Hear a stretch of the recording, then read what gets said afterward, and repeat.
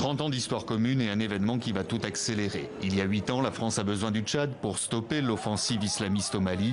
Message reçu par Idriss Déby, l'occasion pour lui de remettre son pays sur le devant de la scène régionale, sous le regard de la communauté internationale.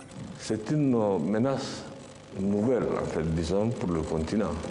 Ça date de 2011, disons 2012, après le désordre qui est arrivé en Libye. Donc, qui aurait cru que si la France n'avait pas intervenu en 2014, je crois, au Mali, tout le monde dormait.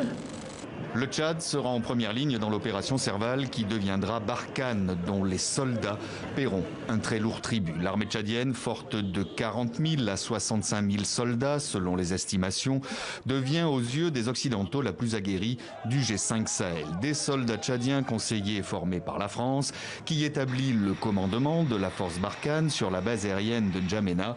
C'est de là que sont supervisées toutes les opérations dans la lutte contre les djihadistes. Le Tchad, un allié incontournable dans la région, à même de déployer ses soldats sur n'importe quel théâtre d'opération extérieure.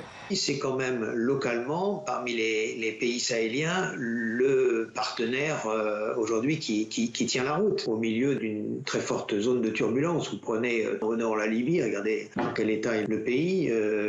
Maintenir la stabilité dans cette zone, c'est quand même important pour pouvoir contenir un petit peu toutes ces menaces.